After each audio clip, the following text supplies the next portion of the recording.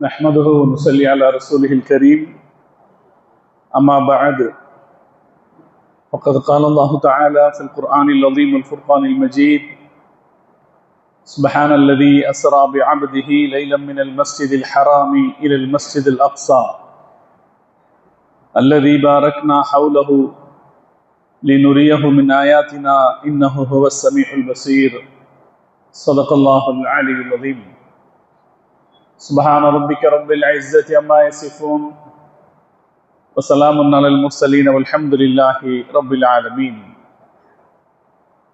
اللهم صل على سيدنا محمد وعلى آله وأصحابه وسلم. கண்ணியத்திற்கும் மரியாதைக்கும் உரிய அல்லாஹ்வின் நல்லடியார்களே, பெரியோர்களே, அருமை சகோதரர்களே, புனிதம் நிறைந்த இந்த வெள்ளிக்கிழமையின் ஜும்மா தொழுகையை நிறைவேற்றுவதற்காக இங்கே ஒன்று கூடியிருக்கிற நம் அனைவரின் மீதும் அல்லாஹு ஜல்ல ஜலாலுஹுவின் பேரருள் என்றென்றும் நிறைவாக பொழியட்டுமாக. நம்முடைய ரகசிய வாழ்விலும் பகிரங்க வாழ்க்கையிலும் அல்லாஹுவை அஞ்சிக் கொள்வோமாக என்கிற அறவுரையை ஆரம்பமாக எனக்கும் அடுத்ததாக உங்களுக்கும் நினைவூட்டியவனாக இந்த ஜும்மா உரையை நான் ஆரம்பம் செய்கிறேன். அருமையான சகோதரர்களே, இன்ஷா அல்லாஹ் இன்றைய இரவு மிஅராஜுடைய இரவு. நம்முடைய தலைவர் முஹம்மது ரசூலுல்லாஹி ஸல்லல்லாஹு அலைஹி வஸல்லம் அவர்களுக்கு இந்த உலகத்தில் பிறந்த வேறெந்த மனிதருக்கும் கிடைக்காத ஒரு பெரும் சிறப்பாக மிஅராஜ் என்கிற அனுபவம் கிடைத்தது. இந்த பயணத்தில் பெருமானார் ஸல்லல்லாஹு அலைஹி வஸல்லம் அவர்கள் ஒரு இரவில் மக்காவிலிருந்து ஜெருசலத்திற்கு சென்றார்கள். பிறகு அங்கிருந்து 7 வானங்களை கடந்து அல்லாஹுவை சந்தித்தார்கள். இது நம்முடைய நபி ஸல்லல்லாஹு அலைஹி வஸல்லம் அவர்களுடைய 50வது வயதில் நடைபெற்றது. நமக்கு மிஅராஜ் தெரியும், எல்லாரும் சின்ன குழந்தையா இருக்கிற காலத்திலிருந்து அதை நம்ம கேள்விப்பட்ட வர்ற விஷயம்தான். அது கூட அடிஷனலாக பெருமானாருடைய 50வது வயதில் அது நடந்தது என்பதை நாம் சேர்த்து கொண்டால் அது வரலாற்றில் ஒரு தெளிவாக அமையும். ஸல்லல்லாஹு அலைஹி வஸல்லம் அவர்கள் மக்காவிலே அவருடைய உறவினராக இருந்த உம்மு ஹானி என்கிற அம்மையாரின் வீட்டில் தூங்கிக் கொண்டிருந்தார்கள். அப்போது அவருடைய வீட்டின் கூரையை பிய்த்து கொண்டு ஜிப்ரீல் அலைஹிஸ்ஸலாம் அவர்கள் கீழே இறங்கி வந்தார்கள். பெருமானார் ஸல்லல்லாஹு அலைஹி வஸல்லம் அவர்களை காபாவுக்கு பக்கத்திலே இருக்கிற ஒரு அரைவட்ட சுவர் நாம் பார்த்திருப்போம். ஹிஜ்ர இஸ்மாயில் என்றும் ஹத்தீம் என்றும் சொல்லப்படக்கூடிய சுவர். அதற்கு அருகிலே அழைத்து சென்றார்கள். அங்கே அவர்கள் படுக்க வைக்கப்பட்டார்கள். அவர்களுடைய இதயத்தை பிளந்து அந்த இதயத்தை ஜம்சம் தண்ணீரால் சுத்தப்படுத்தினார்கள். சுத்தப்படுத்திய பிறகு புராக் என்கிற வாகனத்தில் ஏறி அமர வைத்தார்கள். முஹம்மது ரசூலுல்லாஹி ஸல்லல்லாஹு அலைஹி வஸல்லம் அவர்கள் சொல்கிறார்கள், அந்த வாகனத்தின் வேகம் எந்த அளவுக்கு இருந்தது என்றால், அதன் ஒரு கால் வைத்து இன்னொரு காலை வைக்கிற இடம் கண்ணுக்கு அப்பால் உள்ள தூரமாக இருக்கும். கண்ணுக்கு எட்டிய தூரத்திற்கு அப்பால் அது கால் வைக்கும். அவ்வளவு வேகமாக செல்லக்கூடிய ஒரு குதிரை. இதை போன்ற ஒன்றை நான் அதற்கு முன்னரும் பார்த்ததில்லை, பின்னாலும் பார்த்ததில்லை. அங்கு அதில் என்னை ஏற்றிக்கொண்டு ஜெருசலத்திற்கு சென்றார்கள். அங்கே பைத்துல் முகத்தஸ் பள்ளிவாசலுக்கு பக்கத்தில் ஒரு பாறை இருக்கிறது.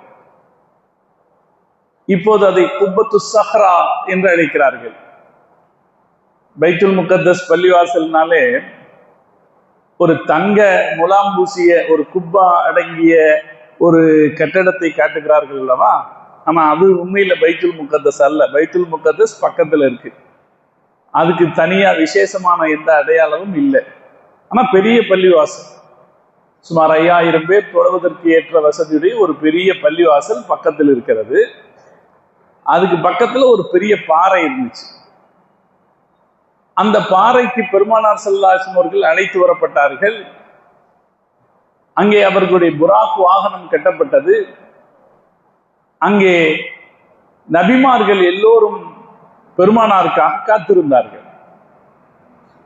நபி ஸல்லல்லாஹு அலைஹி வஸல்லம் அவர்கள் அவர்களுக்கு தொழ வைத்தார்கள். அதன் பிறகு பெருமானார் ஸல்லல்லாஹு அலைஹி வஸல்லம் அவர்களை ஜிப்ரீல் அலைஹிஸ்ஸலாம் அவர்கள் வானுலகத்திற்கு அழைத்து சென்றார்கள்.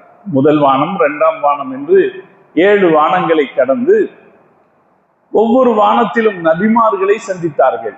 தலை சிறந்த நபிமார்களை சந்தித்தார்கள்.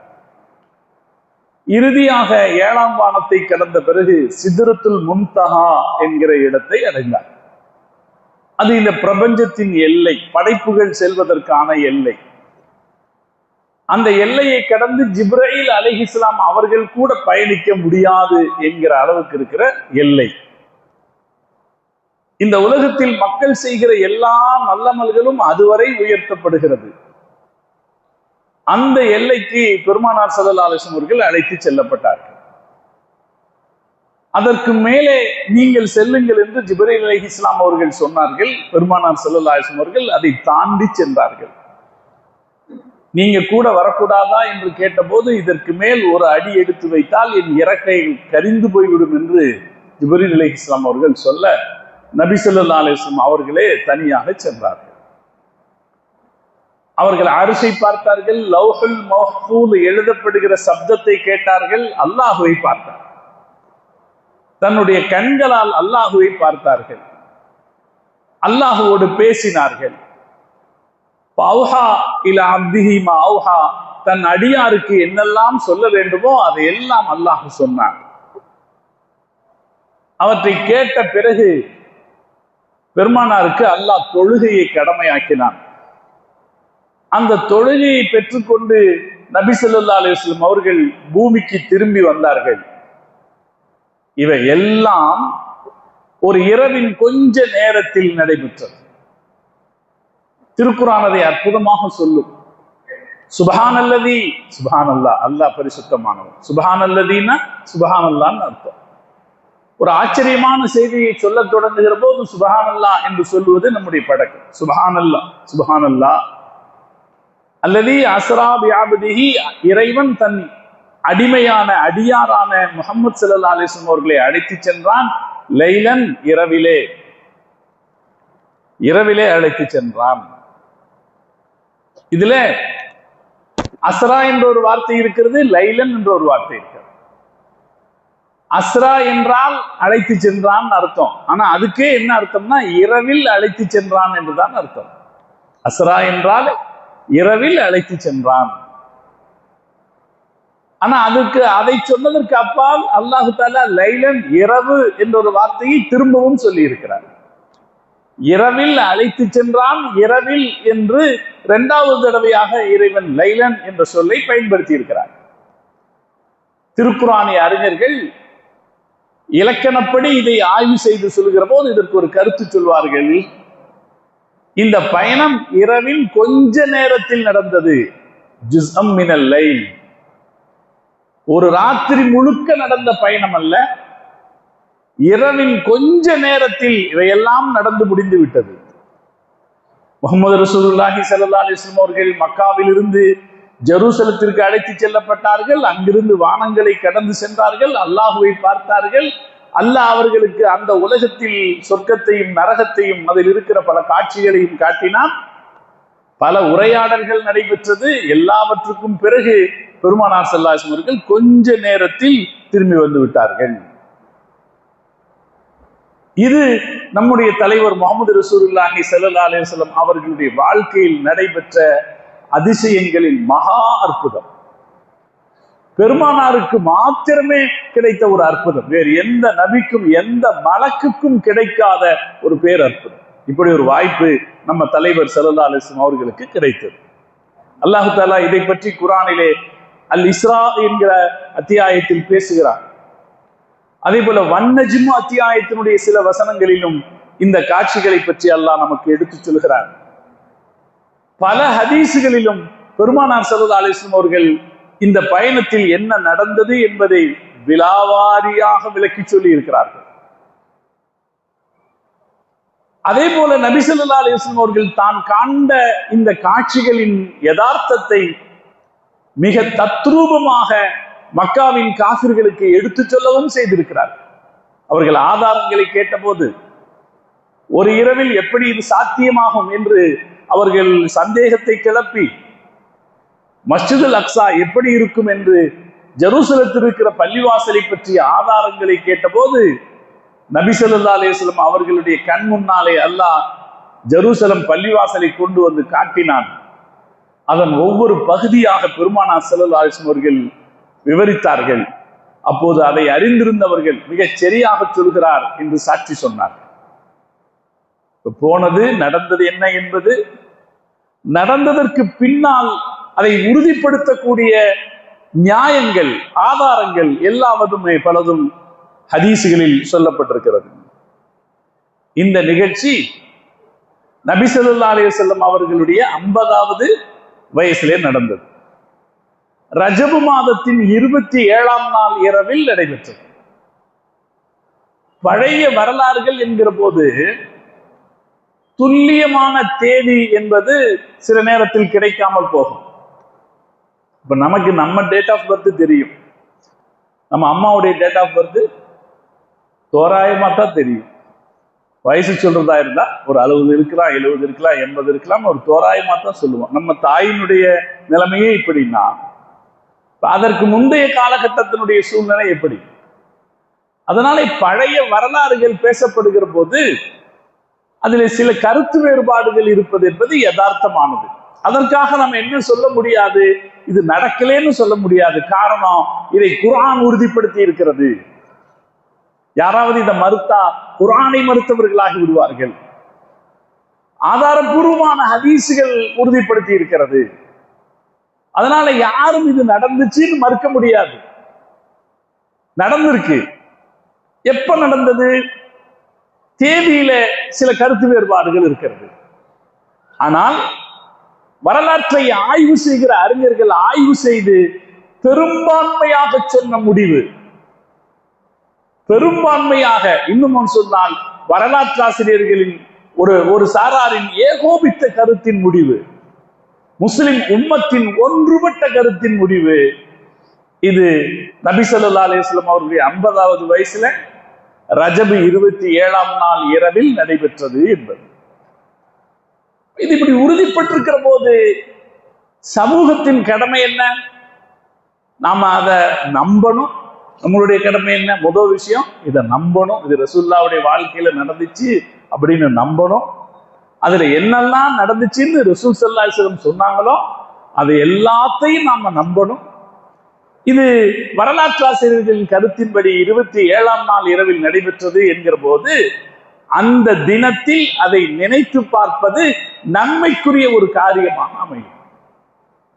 சகோதரர்களே, நம்ம மார்க்கத்துல ஈமான்ல அல்லாஹ்வுடைய ரசூலை நம்புறதுல உறுதிப்பாட்டை நிலைப்படுத்திக் கொள்வதற்கு மிஅராஜ் ஒரு அருமையான உதாரணம். மிஅராஜ நம்புனா நாம முஸ்லிம். எப்படி ரசூல் ஸல்லல்லாஹு அலைஹி வஸல்லம் அவர்கள் மிஅராஜ் நடந்த போது அதை வெளியே சொன்ன போது யார் நம்பினார்களோ அவர்கள் மாத்திரமே முஸ்லிம்களாக இருந்தார்கள். நம்பாதவர்கள் முஸ்லிம்கள் அல்லாதவர்களாக ஆகிவிட்டார். அபூபக்கர் சித்திக் ரலியல்லாஹு தஆலா ஒரு கேள்விதான் கேட்டாங்க. அவர் சொன்னாரா என்று கேட்டார்கள். ஆம் என்ற போது அப்படியானால் அதை நான் நம்புவேன் என்று சொன்னார். முஹம்மது ரசூலுல்லாஹி ஸல்லல்லாஹு அலைஹி வஸல்லம் அவர்கள் மீது இந்த உம்மத்து வைக்கிற நம்பிக்கையின் உச்சபட்ச நம்பிக்கைக்கான அடையாளம் இந்த மிஅராஜ் என்பது. அதனால்தான் நான் சகோதரர்களை பார்த்து சொல்வது, வருஷந்தோறும் ஒரே கதை தானே சொல்ல போறாங்க, இந்த வருஷம் என்ன புதுசா மாத்தியா சொல்ல போறாங்க ஆதம் அலைஹிஸ்ஸலாம் முதல் வானத்தை அப்படின்னு ஆரம்பிச்சு கடைசி வரைக்கும் சொல்லுவாங்க. இதைத்தானே சொல்ல போறாங்க, வேற என்ன சொல்ல போறாங்க அப்படின்னு இதை நினைக்காதீங்க. இது நம்முடைய ஈமானை உரசி பார்த்துக் கொள்வதற்கான உரைகள். அதனால இந்த நிகழ்வு நடக்கிற போது என்ன நடக்கும், பயான் நடக்கும், போவோம், அதுல அந்த விஷயத்த பேசுவாங்க. அதை நாம நம்புகிற போது நம்முடைய ஈமான் வெளிப்படும், நம்முடைய ஈமான் உறுதிப்படும். நம்முடைய வாழ்க்கையில நாம் நம்முடைய ஈமானிய அம்சங்களிலிருந்து நாம் தடம்புரலாமல் இருப்பதற்கு இது நமக்கு துணை செய்யும்.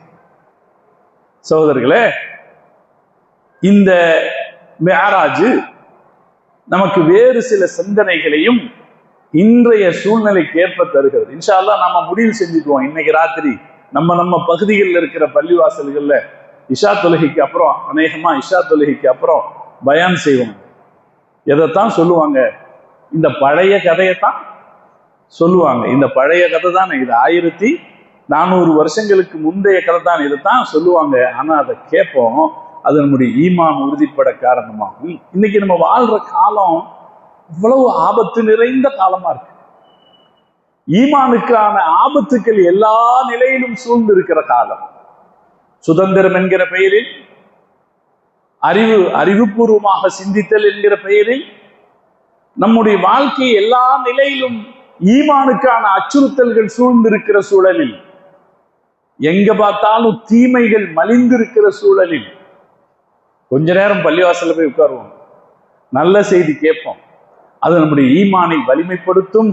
நம்முடைய ஈமானை சித்திக்குல் அக்பர் ரலியல்லாஹு தஆலா ஈமானோடு கொண்டு போய் சேர்க்கும் என்கிற சிந்தனையோட நாம் அந்த கூட்டங்களில் போய் கலந்துக்குவோம். அல்லாஹு தாலா நம்முடைய ஈமானை பரிசுத்தமான ஈமானாக அல்லாஹ் ஆக்கியல் புரிவானாக. சந்தேகங்களோ சஞ்சலங்களுக்கோ இடமில்லாததாக நம்முடைய ஈமானை அல்லாஹ் ஆக்கியல் புரிவானாக. அதே ஈமானோடு கடைசி நேரத்தில் நம்முடைய வாழ்க்கையை அல்லாஹு தாலா நிறைவு செய்திருந்தல் புரிவானாக என்றும் நாம துஆ கேட்கிறோம். அல்லாஹ் தௌஃபீக் செய்வானா. சகோதரர்களே, இந்த மிஅராஜ் நடக்கிறதுக்கு முன்னால மிஅராஜுக்கான ஒரு சூழ்நிலை ஏன் ஏற்பட்டுச்சு? அல்லாஹ் ரசூலுல்லாவை 50வது வயசுல மிஅராஜுக்கு கூட்டிட்டு போனான்னு சொன்னேன். ரசூலுல்லாவுக்கு நபித்துவம் கிடைச்சது எப்ப? 40வது வயசுல. ஏன் 10 வருஷம் கழிச்சு அல்லாஹ் இப்படி கூட்டிட்டு போகணும்? ஆரம்பத்திலேயே கூட்டிட்டு போயிருக்கலாமே அப்படின்னு ஒரு கேள்வி இருக்கு. அப்படின்னா அதற்கான விளக்கம் என்னன்னா, 10 வருஷம் கழித்த பிறகு இவ்வாறு அழைத்து செல்ல வேண்டிய ஒரு சூழ்நிலை ஏற்பட்டது. ஆரம்பத்துல அந்த சூழ்நிலை இருக்கல, பின்னால்தான் அது ஏற்பட்டது. நபி ஸல்லல்லாஹு அலைஹி வஸல்லம் அவங்க நபித்துவம் பெற்ற உடனே மக்களிடத்திலே இஸ்லாத்தை பிரச்சாரம் செய்தார்கள். செஞ்ச உடனே பல பேர் இஸ்லாத்தை ஏற்றுக்கொண்டார்கள் உடனடியாக. அன்றைய தினமே ஹஸரத் அபூபக்கர் சித்தீக் ரலியல்லாஹு தஆலா அன்ஹு தன்னுடைய 8 நண்பர்களை அழைத்து ஈமான் கொள்ள செய்தார் என்கிற வரலாறு இருக்கிறது. 5 பேர் வந்தாங்க. ஆனாலும் நிறைய பேர் வரல. பலரும், எல்லோரும் வரல, கொஞ்சம் பேர் தான் சேர்ந்தாங்க. அத்தோட யார் இஸ்லாத்தை ஏற்றுக்கொண்டார்களோ அவர்களுக்கு தொடர்ந்து மக்காவில் தொல்லை கொடுத்து கொண்டிருந்தார்கள். கொஞ்ச காலம் பொறுமையா இருந்தா கூட மக்கள் சேரலாம் அப்படின்னு பொறுமையா இருக்கலாம்னு நினைச்சா இருக்க முடியாத அளவுக்கு தொல்லை கொடுத்தார். பெருமானாருடைய 50வது வயசுல நபி ஸல்லல்லாஹு அலைஹி வஸல்லம் அவர்களை அரவணைத்து பாதுகாத்து நின்ற அவர்களுடைய சிறிய தந்தை அபூ தாலிப் இறந்து போனார். அவரை தொடர்ந்து பெருமானாருடைய அருமை துணைவியார் அன்னை ஹதீஜா ரலியல்லாஹு தஆலா அன்ஹா அவர்களும் இறந்து போனார்கள். 2 பேரும் மௌத்தான பிறகு மக்காவில் வாழ்வது ரொம்ப கஷ்டமாயிடுச்சு. பெருமானாருக்கு எதிரான மக்கா மக்களுடைய தொல்லைகள் அதிகமாயிடுச்சு. உயிருக்கு எந்த நேரத்திலும் அச்சுறுத்தல் இருந்தது.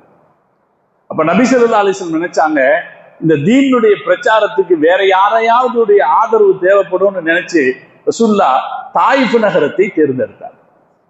தாயிஃப் மக்காவில் இருந்து 67 மைல் தொலைவில் இருக்கிற ஒரு செழிப்பான நகரம், இயற்கை வளமுள்ள செழிப்பான ஒரு நகரம், விவசாயம் நிறைஞ்ச ஒரு நகரம், தண்ணீர் வளம் கொண்ட நகரம்.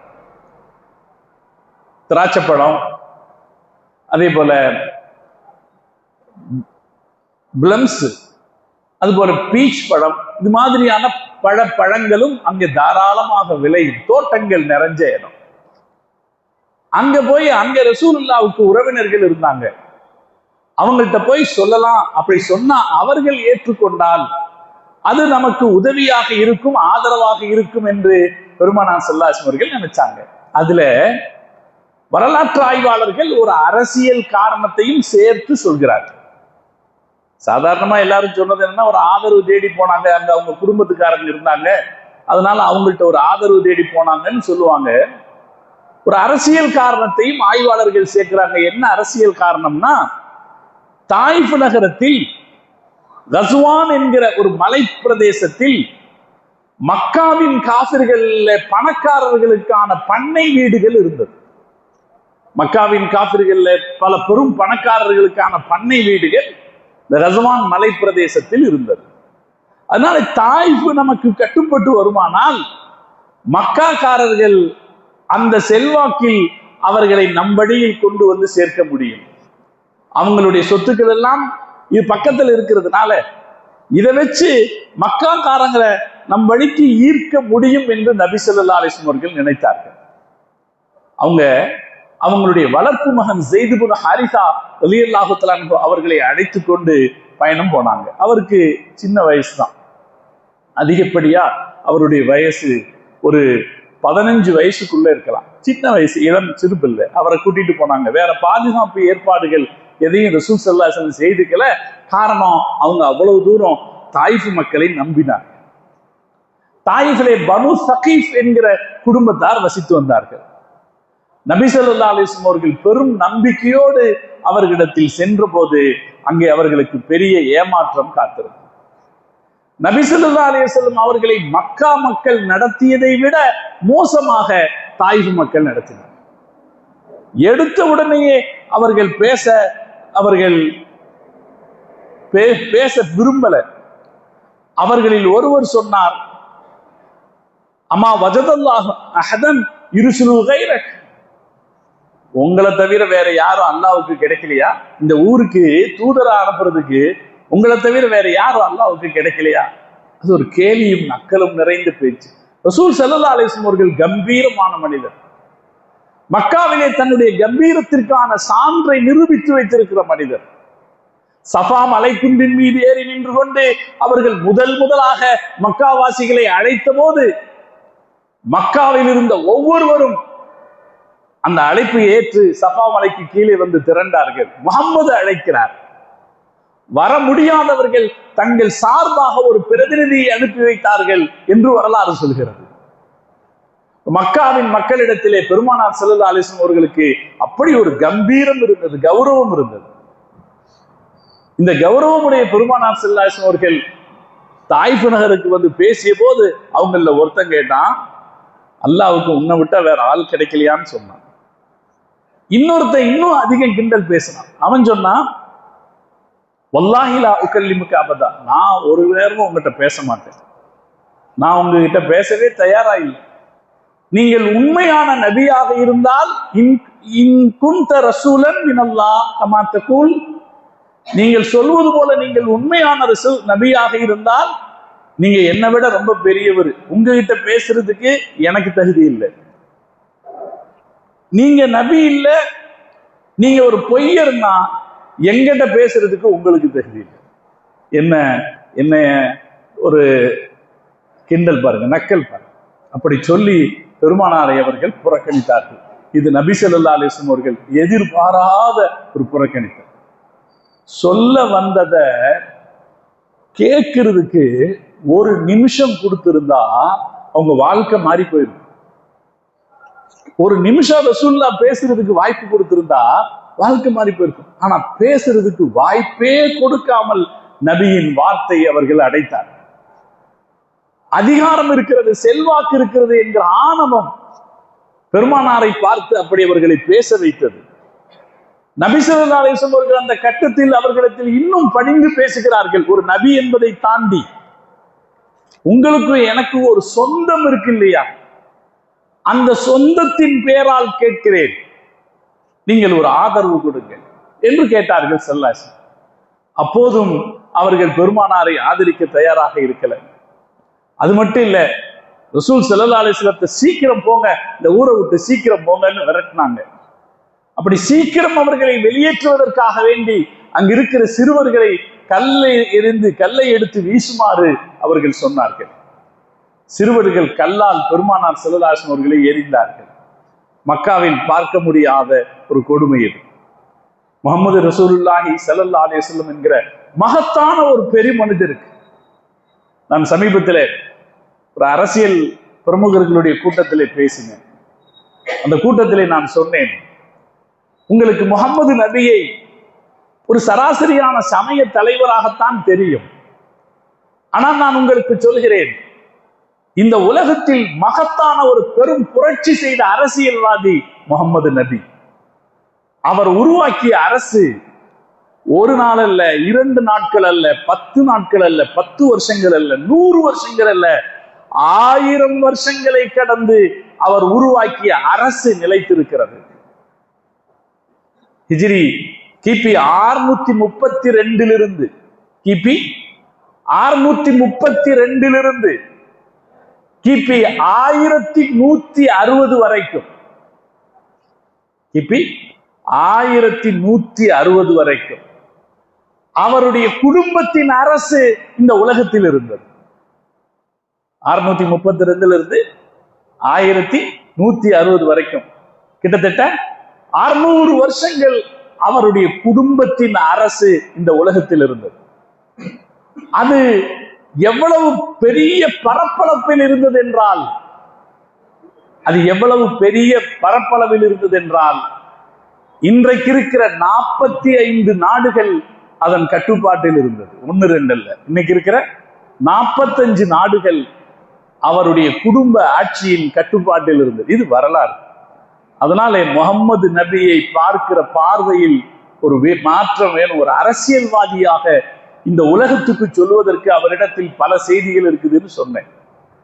அவ்வளவு பெரிய ரசூல் ஸல்லல்லாஹு அலைஹி வஸல்லம் அவர்கள், இந்த உலகத்தில் மகத்தான சாதனை படைத்த ஸல்லல்லாஹு அலைஹி வஸல்லம் அவர்கள் தனிநபராக அவர்களை அண்மி ஆதரவு கேட்டு நின்ற போது அவரிடத்தில் பேசக்கூட அவர்கள் தயாராக இருக்கல. அவரை கல்லால் எறிந்து விரட்டினார். கல் மேலே பட்டு உடலில் ரத்தம் சொட்ட சொட்ட பெருமானார் ஸல்லல்லாஹு அலைஹி வஸல்லம் அவர்கள் தாயிஃப் நகரத்தை விட்டு வெளியேறினார்கள் என்கிற வரலாறு நமக்கு தெரியும். இந்த வரலாறு என்ன சொல்லுது? அதிகாரம்னு செல்வாக்கு என்று ஒரு இருக்கிற போது மக்கள் பல சமயத்திலும் ஆணவத்திற்கு ஆட்பட்டு விடுகிறார்கள். அந்த ஆணவம் வரலாற்றில் பெரும் கரையாக அமைந்துவிடும். மேராஜ் நிகழ்ச்சி நமக்கு சொல்லுது. இதுக்கு பின்னாடிதான் ரசூல்லா ரொம்ப சங்கடத்தில் இருந்தாங்க. தாயிஃபிலிருந்து அவர்கள் திரும்பும் போது, அல்லாஹ் என்னால முடியல அப்படின்னு அல்லாஹ் இடத்துல முறையிட்டாங்க. என்ன மன்னிச்சிரு, என்னால முடியலன்னு முறையிட்டாங்க. அவ்வளவு சங்கடத்தில் இருந்த பெருமானாரை அல்லாஹ் தஆலா மேராஜுக்கு அழைத்து சென்றான் என்பதுதான் வரலாறு. இப்ப மேராஜ் என்பது தாயிஃபுக்கான பின்விளைவு. தாயிஃப் நகரத்தில் பெருமானார் தாயிஃபுக்கு போன பயணம் சொல்லி காட்டுகிற செய்தி என்னன்னா, செல்வாக்கு கிடைக்கிற போது அரசியல் ரீதியாக அல்லது சமூக ரீதியாக செல்வாக்கு கிடைக்கிற போது சில நேரத்தில் ஆணவம் தலைக்கேறி நிற்கும். அப்படி தலைக்கேறி நின்றால் அது வரலாற்றில் ஒரு பெரும் கரையை கொண்டு வந்து சேர்க்கும். அல்லாஹ் தஆலா நம்மளை பாதுகாக்கணும். காசு பணம் வரும்போது பணிவும் அடக்கமும் வேணும். பதவி அந்தஸ்து வருகிற போது பணிவும் அடக்கமும் வேணும். அறிவு வருகிற போது பணிவும் அடக்கமும் வேணும். எந்த ஒரு செல்வாக்கு நமக்கு கிடைக்கிற போதும் அது நமக்கு பணிவையும் அடக்கத்தையும் தர வேண்டும். அப்படி ஏற்படுமானால் பின்னாட்களில் நம்முடைய வாழ்க்கை உலகத்திற்கு பாடமாக நிலைக்கும். நாம் புகழுக்குரியவர்களாக இருக்கலாம். பணிவும் அடக்கமும் இல்லாமல் ஆணவமும் அகம்பாவும் தலைக்கேற நடந்து கொண்டோம் என்றால் நிச்சயம் அது பின்னால் அது நமக்கு இழிவைத்தான் தரும். தாயிஃப் நகரம் அதற்கு ஒரு உதாரணம். இன்னைக்கும் பாருங்களேன், அரசியல் ஆதிக்கம் வரும்போது பெரும் ஆணவத்துக்கு தானே மக்கள் இயல்பில் ஆட்படுகிறார்கள்.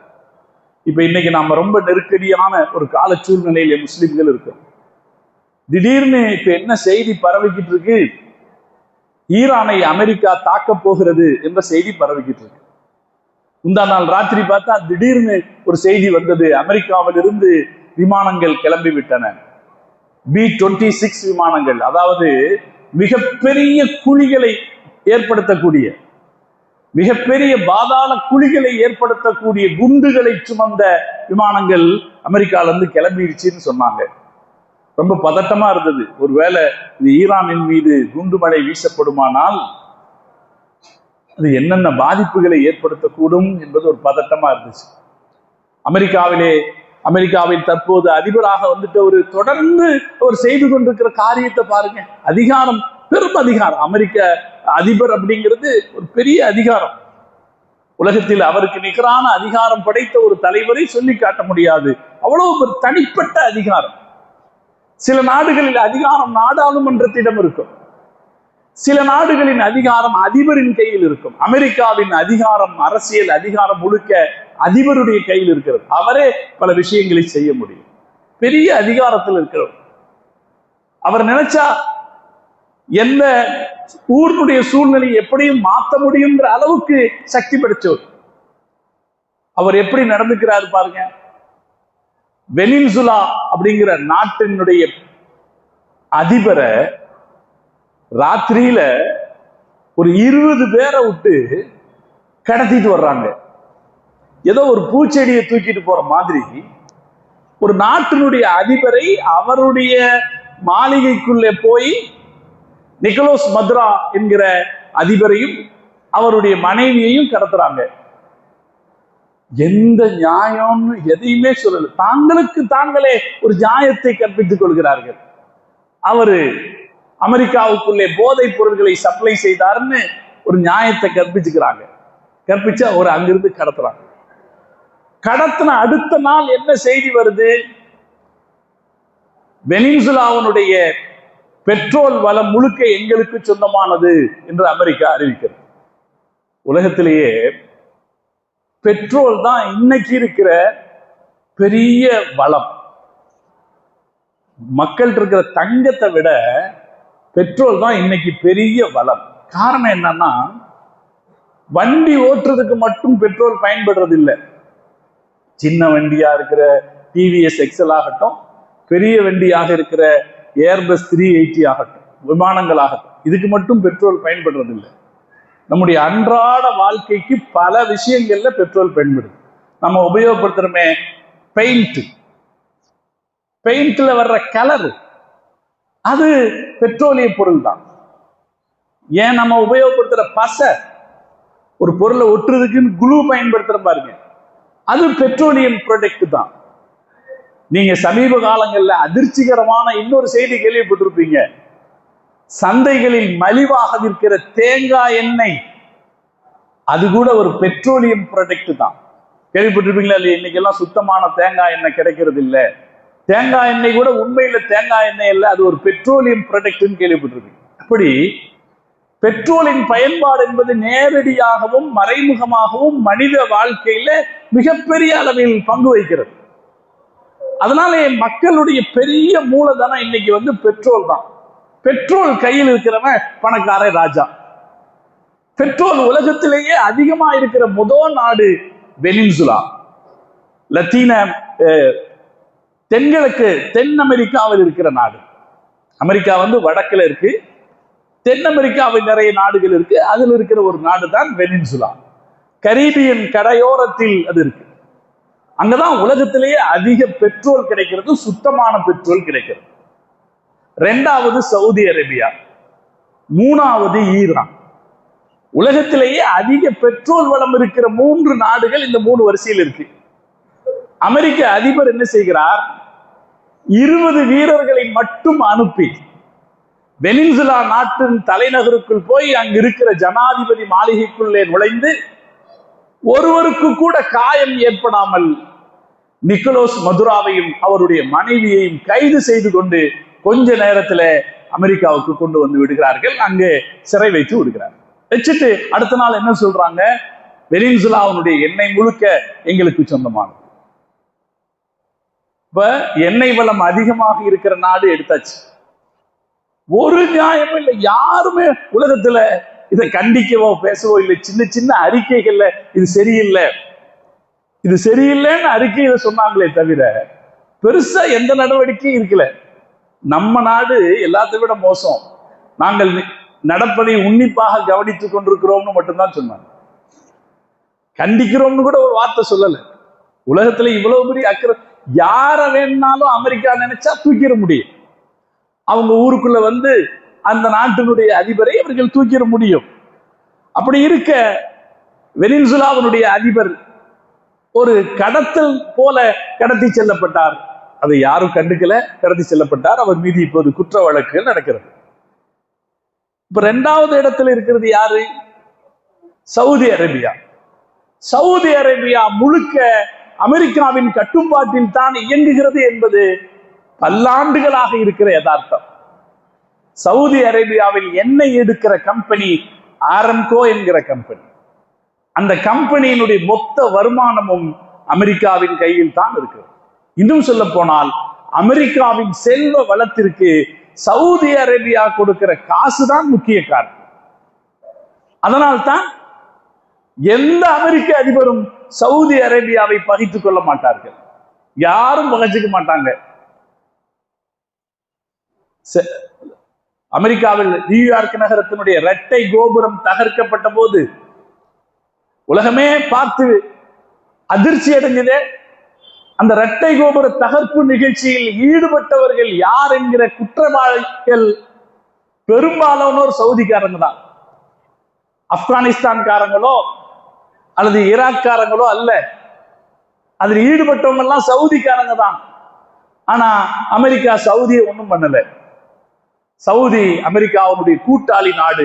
காரணம், அமெரிக்காவுக்கான பொருளாதாரம் என்பதே சவுதியின் பொருளாதாரத்தை தான் சார்ந்திருக்கிறது. உலகத்தின் 2வது எண்ணெய் வளமிக்க நாடாக இருக்கிற சவுதி அரேபியா முழுக்க முழுக்க அமெரிக்காவின் கட்டுப்பாட்டில் இருக்கிறது. நீங்க இப்ப சவுதி அரேபியாவுடைய இளவரசர் அமெரிக்காவுக்கு போனார். போன போது அதில் பிரதானமாக இருந்தது சவுதியின் இளவரசர் தானே. அவர் என்ன பேசுறார், அவர் என்ன சொல்கிறார் என்பதுதான் பிரதானமாக இருந்ததே தவிர அமெரிக்க அதிபர் என்ன சொல்கிறார் என்பது பிரதானமாக இருக்கல. காரணம், உலகத்துக்கு தெரியுது இவர் தான் காசுக்காரு. அப்ப அந்த காசு முழுக்க யாருகிட்ட இருக்கு? அமெரிக்காவின் கட்டுப்பாட்டில் இருக்கு. இப்ப அடுத்து 3வது எண்ணெய் வளமிக்க நாடு ஈரான். இப்ப அந்த ஈரானைத்தான் பிடிக்கணும்னு நினைக்கிறாங்க. ஈரானை எப்படியாவது பிடிச்சிட்டா மொத்த பெட்ரோலியமும் அவர்களுடைய கட்டுப்பாட்டில் வந்துவிடும். அவர்கள் தீர்மானிப்பதுதான் பெட்ரோலுக்கான விலை என்றாகிவிடும். அதன் மூலம் அமெரிக்க பொருளாதாரத்தை உயர்த்திவிட முடியும் என்று அவர்கள் நினைக்கிறார். அதுக்காக அமெரிக்கா இப்போது ஈரானை தாக்குவதற்கு ஆயத்தமாகுது. ஏதாவது ஒரு காரணம் இருக்கா? ஏதாவது ஒரு காரணம் ஈரானை தாக்க போறோம்னு சொல்றதுக்கு அவங்க ஏதாவது ஒரு குற்ற செயலில் ஈடுபட்டாங்க அப்படின்னோ அல்லது அமெரிக்காவுக்கு எதிரான ஒரு செயலில் ஈடுபட்டாங்கன்னோ ஒரு காரணம் இருக்கா? எந்த காரணமும் இல்லை. எந்த காரணமும் இல்லாமல் அமெரிக்கா ஈரானை தாக்க ஆயத்தமாகிறது. அதற்கான எல்லா ஏற்பாடுகளும் செய்திருக்கிறது. நேற்று நடக்க வேண்டிய தாக்குதல் நடக்கல, இன்னைக்கு நடக்கல. ஒருவேளை பூச்சாண்டி காட்டிவிட்டு திடீர் என்று தாக்கலாம். எல்லோரும் அயர்ந்திருக்கிற நேரத்தில் தாக்கலாம் என்று அவர்கள் திட்டமிடலாம். ஒருவேளை ஈரான் வெகு சீக்கிரத்தில் தாக்கப்படலாம் என்று ஆய்வாளர்கள் கணிக்கிறாங்க. அங்க அல்லாஹ் பாதுகாக்கணும். ஏன்னா ஈரான் தாக்கப்பட்டுச்சுன்னா ஈரானுக்கு மட்டும் அழிவல்ல. ஈரான் தாக்கப்பட்டா ஈரானிலும் பல லட்சம் மக்கள் வசிக்கிறார்கள். மக்களுக்கு அழிவு. அந்த மக்கள் அழிவார்கள். மக்கள் என்ன பாவம் செய்தாங்க? மக்கள் அழிவார்கள். அதுவும் நிறைய நெருக்கடியாக சூழ்நிலையில் இருக்கிற மக்கள். பெரும்பாலும் நகரங்களில் வாழக்கூடிய மக்கள் தான் ஈரானில் அதிகம். ஈரான்ல கிராமப்புறங்களை விட நகர்ப்புறங்கள்ல தான் மக்கள் அடர்த்தியாக வாழ்றாங்க. அவங்க அழிவார்கள். ஈரான் திருப்பி தாக்கும். ஈரான் திருப்பி தாக்கும் என்றால் அமெரிக்காவை தாக்க முடியாது. காரணம், ரொம்ப தூரத்தில் இருக்கிறது அமெரிக்கா. ஈரான் யாரை தாக்கும்? கத்தர் நாட்டை தாக்கும். ஏனென்றால் அமெரிக்காவுடைய படைத்தளம் கத்தாரில் இருக்கிறது.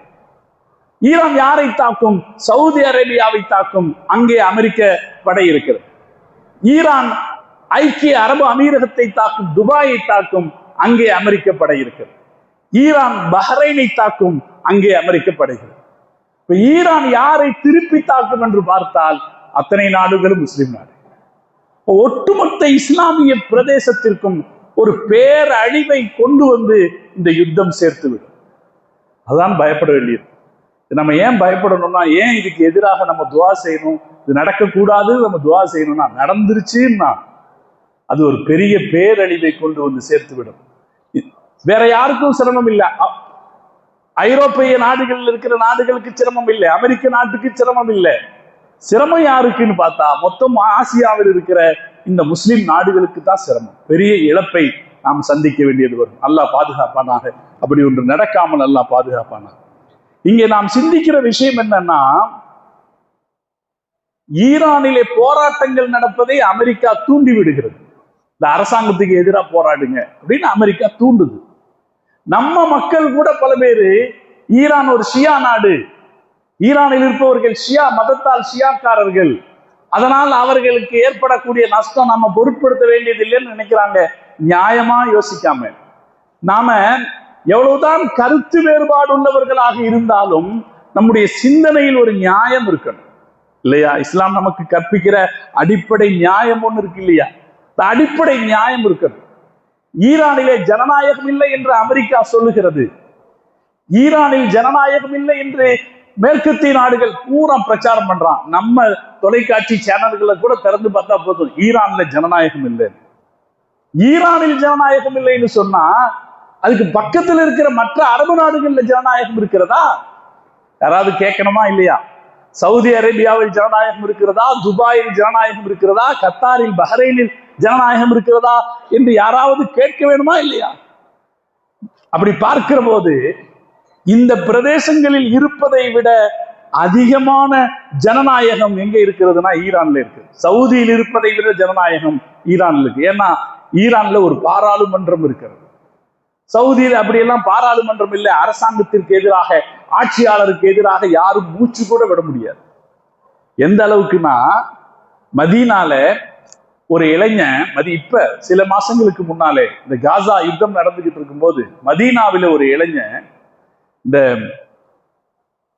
பாலஸ்தீனத்துக்கு அடையாளமாக ஒரு துண்டு போடுறாங்களா இல்லையா? பாலஸ்தீனத்துக்கு அடையாளம், அந்த அடையாளமாக இருக்கிற ஒரு கலர்ல ஒரு டிஷர்ட் போட்டுட்டு மதீனா பள்ளிவாசலுக்கு வந்துட்டார்.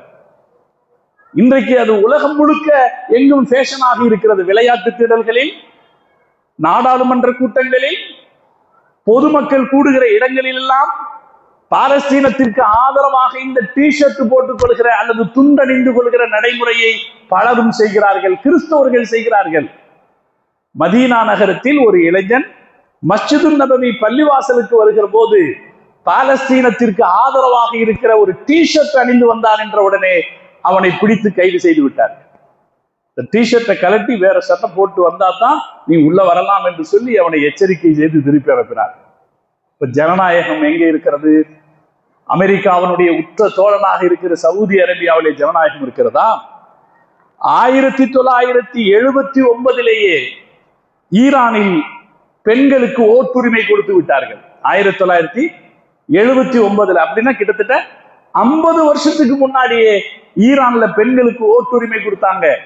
ஆனா 2015 தான் சவுதி அரேபியாவில் உள்ளாட்சி விவகாரங்களில் பெண்களுக்கு வாக்களிக்க அனுமதி கொடுத்தார்.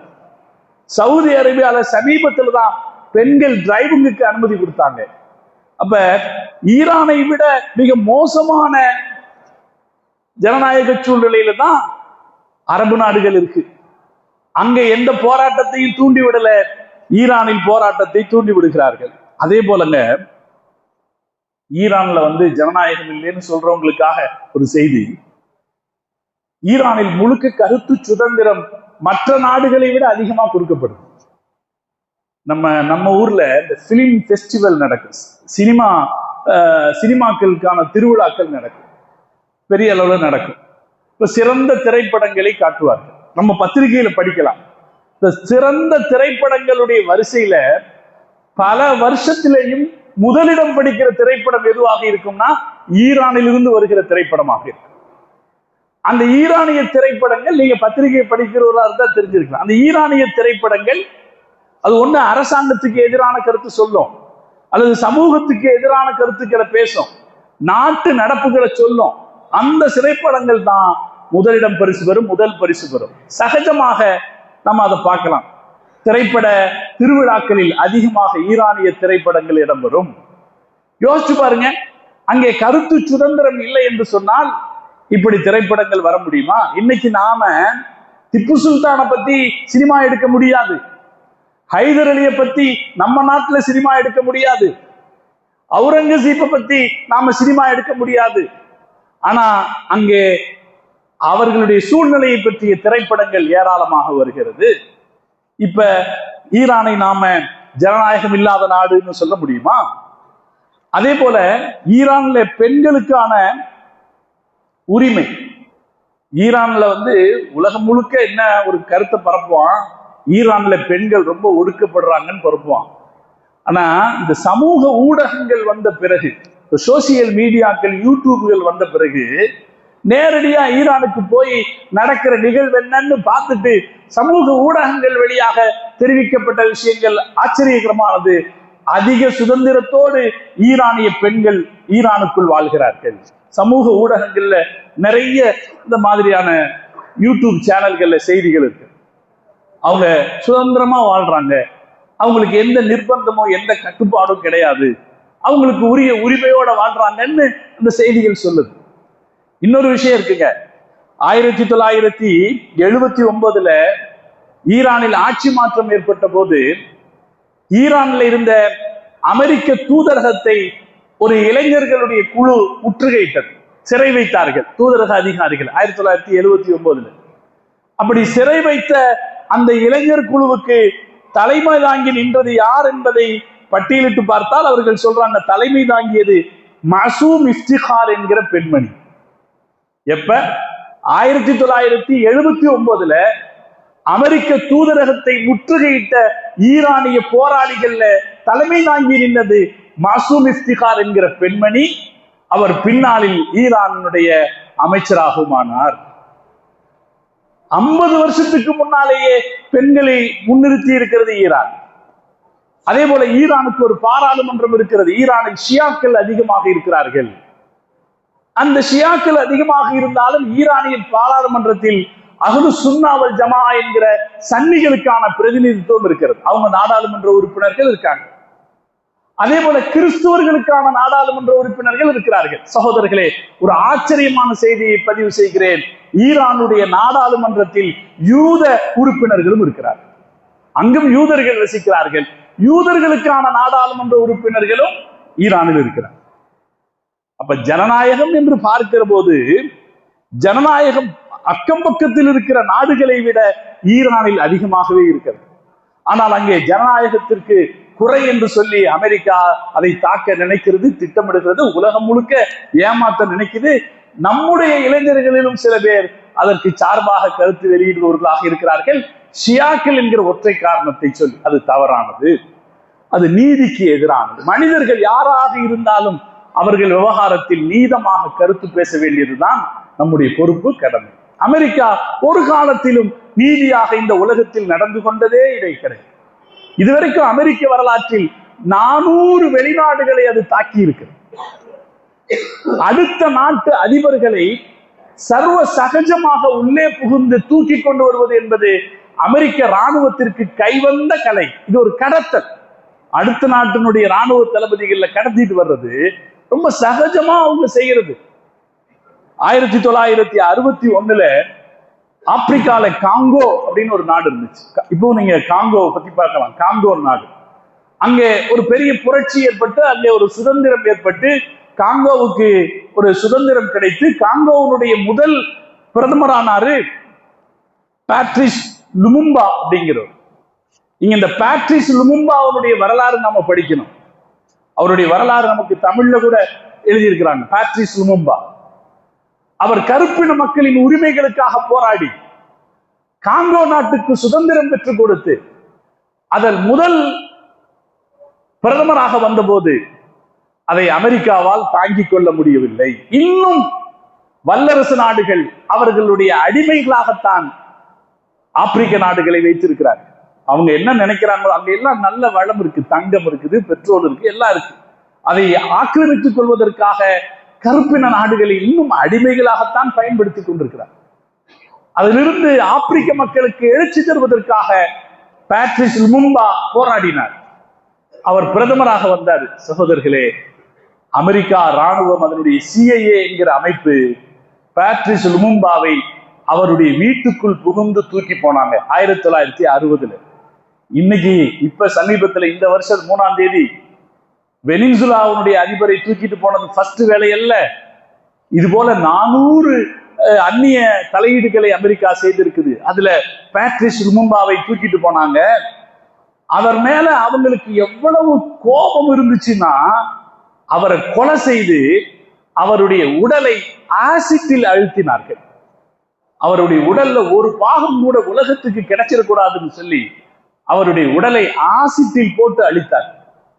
சமீபத்துல கொஞ்ச நாளைக்கு முன்னாடி அவருடைய உடலுடைய அவருடைய ஒரு பல்லு பெல்ஜியம் நாடு இதற்கு துணை போனது. அவரை அழிப்பதற்கு பெல்ஜியம் நாடு துணை போனது. அந்த பெல்ஜியம் பேட்ரிஸ் லுமும்பாவுடைய ஒரு பல்ல காங்கோவுக்கு திருப்பி கொடுத்தாரு. அவங்க சேகரிச்சு எல்லாமே இல்லை, எல்லாமே போச்சு, எல்லாமே அழிஞ்சுது. ஆசிட்ல போட்டு உடலை போட்டா எல்லாமே அழிஞ்சுது.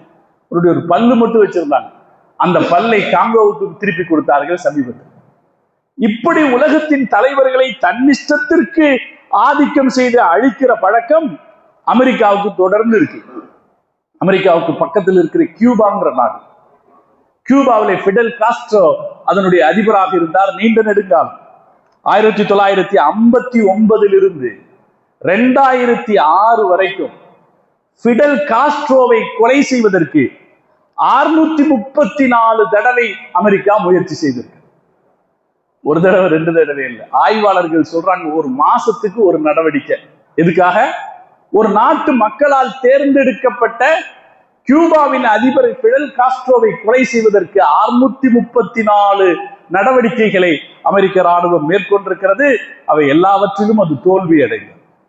அதே போலத்தான் பயங்கரவாத ஆயுதங்கள் வைத்திருக்கிறார் என்று சொல்லி சதாம் ஹுசைனை அவர்கள் மரண தண்டனை கொடுத்தார். மாமர் அல் கதாஃபி லிபியாவுடைய அதிபரை அவருக்கு மரண தண்டனை கொடுத்தார். இது அமெரிக்காவுக்கு வாடிக்கை. அமெரிக்கா அப்படி செய்தது. அது எப்ப அமெரிக்கா உருவான காலத்திலிருந்து, முதல் உலக யுத்தத்தில் அது தலையிட்ட காலத்திலிருந்து இன்று வரைக்கும் உலகத்திற்கு அமெரிக்கா நன்மைகளை கொடுத்ததற்கு நிகராக தீமைகளைத்தான் பரிசாக கொடுத்தது. இப்ப ஒருவேளை அமெரிக்கா ஈரானை தாக்கும் என்றால் ஈரானால் அமெரிக்காவை எதிர்கொள்ள முடியாது என்பதுதான் யதார்த்தம். ஒரு வேகமான அமெரிக்காவின் தாக்குதலுக்கு ஈடு கொடுக்க ஈரானுக்கு சக்தி இல்லை. ஈரானுக்கு மட்டுமல்ல, உலகத்தின் எந்த நாட்டுக்கும் சக்தி இல்லை. ஆய்வாளர்கள் சொல்கிற கருத்து, அமெரிக்கா நினைத்தால் 2 நாட்களில் ரஷ்ய அதிபர் புதினை அவருடைய வீட்டிலிருந்து அவர்கள் எடுத்து சென்று விட முடியும் என்கிறார். அவ்வளவு செல்வாக்கு படைத்ததாக அமெரிக்கா இருக்கிறது. அது என்னவும் செய்யும். அவங்க ஜெயிப்பாங்க ஒண்ணு, தோத்து போனா கூட அந்த நாட்டை உற்ற மாட்டாங்க. அந்த நாட்டுக்குள்ள எப்படியாவது கலகம் செய்து கொண்டே இருப்பார்கள். நீங்கள் ஒரு விஷயத்தை கேள்விப்படலாம். வியட்நாம் யுத்தத்தில் அமெரிக்கா தோற்று போனதுன்னு நம்ம ஒரு செய்தி கேள்விப்படலாம். ஆனா தோத்து போனா கூட அவங்க விடல. இன்னைக்கு வியட்நாமை அவர்களுடைய கைப்பாவையாக அவர்கள் மாற்றிவிட்டார். இது அமெரிக்காவினுடைய இயல்பு. தொடர்ந்து அமெரிக்கா ஒரு ஆணவ அரசியலைத்தான் உலகத்தில் நடத்தி கொண்டே இருக்கிறது. ஒரு நூற்றாண்டாக இது நடந்துகிட்டே இருக்கு. இப்பவும் அமெரிக்கா தோக்குங்கிறதுக்கு எந்த ஒரு யோசிக்கிறதுக்கு வாய்ப்பே இல்லை. அவர்கள் தோற்று போவார்கள் யோசிக்கிறதுக்கு வாய்ப்பே இல்லை. அவ்வளவு வலிமையானவராகத்தான் இருக்கிறார். இப்ப நம்மளுடைய நிலைமை என்னன்னா, இவர்களை தோற்கடிக்கிற ஒருவரை அல்லாஹ் கொண்டு வர வேண்டும். நம்மளுடைய எதிர்பார்ப்பு என்னன்னா, சாதாரண சகஜமான சக்திகளால் அவர்களை தோற்கடிக்க முடியாத போது அவர்களை தோற்கடிக்கிற ஒருவரை அல்லாஹ் கொண்டு வர வேண்டும். காரணம், இவர்கள் செய்வது ஆணவ அரசியல். அதிகாரம் கையில் இருக்கிறது, ஆயுதம் கையில் இருக்கிறது என்பதை வைத்துக் கொண்டு மனித குலத்தின் எந்த நீதியையும் பயன்படுத்தாமல் ஒரு ஆணவ அரசியலை நடத்தி கொண்டிருக்கிறார்களே. இந்த ஆணவ அரசியலுக்கு அல்லாஹ் முடிவு கட்ட வேண்டும். அல்லாஹ் ஒரு தலைவரை தர வேண்டும். இது நாம துஆ செய்ய வேண்டிய விஷயம். அல்லாஹ் எடுத்து நம்ம இந்த கருத்து வேறுபாடுகள்ல சிக்கி பல மாதிரி கருத்துக்களையும் பேசிக் கொண்டிருப்பதை விட இயல்பாக அமெரிக்காவுடைய யதார்த்தத்தை புரிந்து கொண்டு அவர்களுக்கு இருக்கிற வலிமையை புரிந்து கொண்டு அல்லாஹ் இடத்துல நம்ம கேட்கணும், யா அல்லாஹ் இந்த அக்கிரம சக்தியை அகழ்வதற்கு யா அல்லாஹ் நீ தௌஃபீக் செய்வாயா. அல்லாஹ் தரணும். நமக்கு மார்க்கம் சொல்லுது, வருவோம் ஒருவரை அல்லாஹ் தருவான். அவரின் தலைமையில் ஒட்டுமொத்த மக்களும் ஒன்று சேர்ந்து அநீதத்தை எதிர்க்கிற ஒரு சூழ்நிலை வரும் என்று மார்க்கம் சொல்லுது. இஸ்லாத்தினுடைய வரலாறும் நீண்ட நெடிய வரலாற்றில் அப்படி பலரையும் நாம் பார்த்திருக்கிறோம். நூர்தீன் ஜங்கி, சலாஹுத்தீன் அய்யூபி போன்ற பலரையும் அந்த வரிசையில் நாம பார்த்திருக்கிறோம். அல்லாஹு தஆலா அப்படி ஒரு தலைவரை சீக்கிரமாக தர வேண்டும். யாரும் எதிர்க்க முடியாத சக்திகளை கூட சில நிமிஷத்தில் மாற்றி விடுகிற சக்தி அல்லாஹ் இடத்திலே இருக்கிறது. யாரும் எதிர்கொள்ள முடியாத ஃபிரௌனை அல்லாஹ் கொஞ்ச நேரத்தில் தண்ணீரில் மூழ்கடித்து இறக்க வைத்து விடவில்லையா? அந்த சக்தி அல்லாஹ் இடத்துல இருக்குது. அல்லாஹ் அப்படி ஒண்ணு தரணும். நாம செய்ய வேண்டியது என்னன்னா, மார்க்க அறிஞர்கள் சொல்றாங்க, நாம செய்ய வேண்டியது என்னன்னா, ரசூலுல்லாஹ் எச்சரிக்கை செஞ்சுட்டு போயிருக்காங்க. நீங்கள் அடுத்த சமூகத்தின் நடைமுறைகளை பின்பற்றுவீர்கள். ஹதுவல் கொதுவத்திபில் கதுவா, 8க்கு 8 பின்பற்றுவீர்கள். அல்லாஹ் உங்களுக்கு ஒரு பரிசுத்தமான தீனை வழங்கி இருக்கிறான், வாழ்க்கைக்கான வழிமுறைகளை வழங்கி இருக்கிறான், கலாச்சாரத்தை பண்பாட்டை வழங்கி இருக்கிறான். ஆனால் காலம் போகும் போக நீங்கள் எப்படி மாறுவீர்கள் என்றால், பிற மக்களுடைய கலாச்சாரத்தையும் பண்பாட்டையும் கொள்கையையும் பின்பற்றுபவர்களாக மாறுவீர்கள். 8க்கு 8 நீங்கள் பின்பற்றுவீர்கள். அப்படி பின்பற்றுகிற ஒரு சூழ்நிலை வரும் என்று முகமது ரசூலுல்லாஹி ஸல்லல்லாஹு அலைஹி வஸல்லம் எச்சரித்தார்களே. இஸ்லாமிய ஆய்வாளர்கள் சொல்லித் தருவது, அரசியல் நடவடிக்கையில், அரசியல் சூழ்நிலையில் இன்றைக்கு அடுத்தவர்களுடைய சக்தி உயர்ந்து நிற்கலாம். நாம செய்ய வேண்டியது அல்லாஹ் இடத்துல துஆ செய்யணும். 2வது, நம்முடைய கலாச்சாரத்தை, நம்முடைய நம்பிக்கையை, நம்முடைய வாழ்வியலை இஸ்லாமின் அடிப்படைகளுக்குள்ளே பழமையை நோக்கி கொண்டு போக வேண்டும். பழைய நடைமுறைகளை நோக்கி கொண்டு போகிற போது அல்லாஹ் ஒரு மகத்தான மாற்றத்திற்கான காரணத்தை அதற்குள் வைத்திருப்பான். தாயிஃப் மக்களுடைய ஆணவத்திற்கு ஈடு கொடுக்க முடியாமல் அதில் மனம் நொந்து, யா அல்லாஹ் நான் தோற்று போய்விட்டேன் என்று முஹம்மது ரசூலுல்லாஹி ஸல்லல்லாஹு அலைஹி வஸல்லம் அவர்கள் அல்லாஹ்விடத்திலே பணிந்து வீழ்ந்த போது அல்லாஹ் பெருமானாருக்கு மிஅராஜ் என்கிற இந்த வாய்ப்பை கொடுத்தார். அதற்கு பிறகு மதீனாவின் வாசல்களை அல்லாஹ் தஆலா திறந்து விட்டார். முகமது ரசூலுல்லாஹி முடிஞ்சு போயிடுச்சு அப்படின்னு நினைச்ச இடத்துல மிகப்பெரிய வெற்றியை அல்லாஹ் கொடுத்தான். நான் ஆரம்பத்திலே சொன்னது போல சகோதரர்களே, முகமது ரசூலுல்லாஹி ஸல்லல்லாஹு அலைஹி வஸல்லம் அவர்கள் கண்ட வெற்றி என்பது சராசரியானதல்ல. இந்த உலகத்தில் எந்த ஆட்சி தலைவரோடும் ஒப்பிடக்கூடியதல்ல. பெருமானாரோடு ஒப்பிட தகுந்த ஒரு தலைவரும் இந்த உலகத்தில் கிடையாது. இதை நம்ம சும்மா சொல்லல, யதார்த்தமா சொல்லும். 632 கிபி 632 கிபி 1160 வரைக்கும் முகம்மது நபியின் குடும்பம் தான் இந்த உலகத்தை ஆட்சி செய்திருக்கிறது. கொஞ்ச நஞ்சமல்ல, 1,50,00,000 கிலோமீட்டர்களை, 1,50,00,000 கிலோமீட்டர்களை, இன்றைக்கு இருக்கிற 45 நாடுகளை முகம்மது நபியின் குடும்பம் தான் ஆட்சி செய்தது. எங்கிருந்து 632 1160. அதுக்கு பின்னாலையும் அவரை ஒப்புக்கொண்டவர்கள் தான் ஆட்சியில் இருந்தார்கள் 1920 வரை. 1920 வரைக்கும் அப்படின்னா கிட்டத்தட்ட 13 நூற்றாண்டுகள். இன்றைக்கும் பெருமானாருடைய குடும்பம் ஆங்காங்கே ஆட்சி செய்து கொண்டுதான் இருக்கிறது. ஜோர்டானில், மொரோக்கோவில், அதே போல புருனையில், இங்கெல்லாம் ரசூலுல்லாஹ்வுடைய குடும்பத்தவர்கள் தான் ஆட்சி அதிகாரத்தில் இருக்கு. அதனால நபி ஸல்லல்லாஹு அலைஹி வஸல்லம் மகத்தான ஒரு பெரும் தலைவர். இந்த தலைவருக்கு எவ்வளவு வெற்றிகள் கிடைச்சது.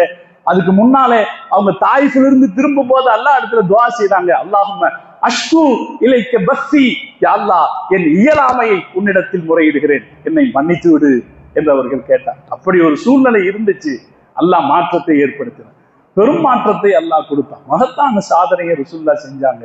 இப்ப நம்ம செய்ய வேண்டியது என்னன்னா, இன்னைக்கு இருக்கிற அரசியல் சூழ்நிலையில நம்ம செய்ய வேண்டியது, யா அல்லாஹ் இந்த ஆணவ அரசியலுக்கு எதிராக முடிவு கட்டுகிற ஒரு தலைமையை யா அல்லாஹ் எங்களுக்கு நீ கொடு என்று நாம துஆ செய்யணும்.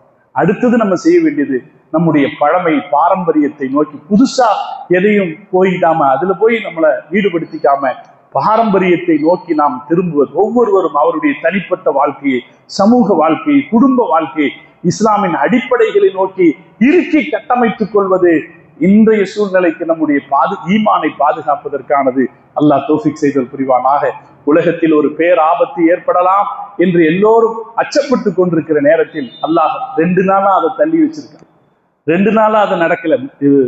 முந்தா நாளே நடந்திருக்கணும், ஆனா 2 நாளா நடக்கல. அல்லாஹ் இனி எப்போதும் நடக்காமல் அதை தள்ளி வைப்பானாக. இத்தகைய ஆபத்துகள் சூழாமல் மக்கள் நிம்மதியாக வாழ்வதற்கேற்ற ஒரு சூழ்நிலையை அல்லாஹ் தந்தல் புரிவானாக. உலகத்தில் யார் ஆணவத்தில் அக்கிரமம் செய்ய நினைக்கிறார்களோ அவர்களை அல்லாஹ் தன்னுடைய சக்தியால் அவர்களுடைய கைகளை கட்டி போடுவானாக. அல்லாஹ் அவர்களுடைய சிந்தனைக்கு நல்ல சிந்தனை அல்லாஹ் தந்தல் புரிவானாக. நல்ல தோழமைகளை அல்லாஹ் அவர்களுக்கு தந்தல் புரிவானாக.